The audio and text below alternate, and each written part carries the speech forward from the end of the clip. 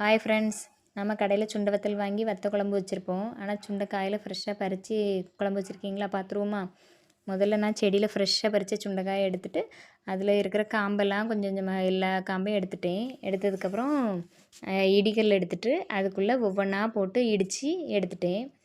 அது எதுக்குன்னா உள்ளே இருக்கிற விதை வந்து நமக்கு கசப்பு தன்மை நிறைய கொடுக்கும்.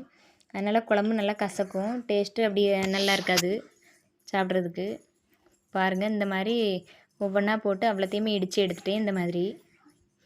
அதுக்கப்புறம் நல்லா ஒவ்வொரு தண்ணி விட்டு அலசி எடுத்துட்டேன். அப்படிங்கும்போது நமக்கு வந்து அந்த கசப்பு தன்மை இல்லாமல் எல்லா விதையுமே வெளியே வந்துடும், அதுக்காக தான். அதுக்கப்புறம் ஒரு மிக்ஸி ஜார் எடுத்து அதில் கொஞ்சமாக துருவின தேங்காய் சேர்த்துருக்கேன்.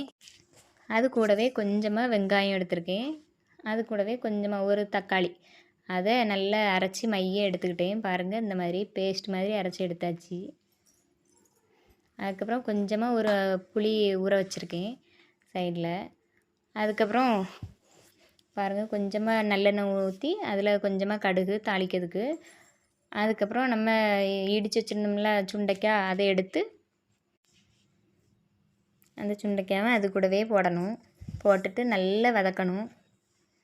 பாருங்கள், நல்ல பொன்னிறமாக வதக்கிற மாதிரி வதக்கணும். லேசாக வதக்கணும்னாக்கே கசப்பு தன்மை போகாது. நல்லா வதக்கும் போது அந்த கசப்பு தன்மை இருக்காது, அதுக்காக தான். இது ஒரு பாதி அளவு வதங்கினதுமே அது கூடவே கொஞ்சமாக சின்ன வெங்காயம் நறுக்கி வச்சுருக்கேன், அதை சேர்த்துக்கிட்டேன். அதையும் போட்டு நல்லா வதக்கி எடுங்க. அதுக்கப்புறம் ஒரே ஒரு மிளகா, பச்சை மிளகா எடுத்திருக்கேன். ஒன்று தான் எடுத்திருக்கேன். எனக்கு 2 சின்ன பிள்ளைகள் தான் இருக்குது, அதனால் நான் 1 தான் சேர்த்துருக்கேன். நீங்கள் வேணால் 2 3 எடுத்துக்கலாம். நல்லா வதக்கியாச்சு பாருங்கள், இந்த மாதிரி. அதுக்கப்புறம் நான் அரைச்சி வச்ச தேங்காவை இதில் ஊற்றிருக்கேன். ஊற்றிட்டு கரைச்சி வச்சுருந்த புளியும் அது கூட சேர்த்தாச்சு. சேர்த்துட்டு நான் இது வீட்டிலையே அரைச்ச மசாலா தான், அதில் ஒரு 2 ஸ்பூன் போட்டிருக்கேன். போட்டுட்டு நல்லா தண்ணி ஊற்றி கலக்கி வச்சாச்சு. அதுக்கப்புறம் கொஞ்சமாக தேவையான அளவு அதுக்கான உப்பு. அதுக்கப்புறம் நல்லா கொதி வந்து நல்லா வற்றணும். பாருங்கள், இந்த மாதிரி நல்லா வற்றினா தான் டேஸ்ட்டு குழம்பு நல்லாயிருக்கும்.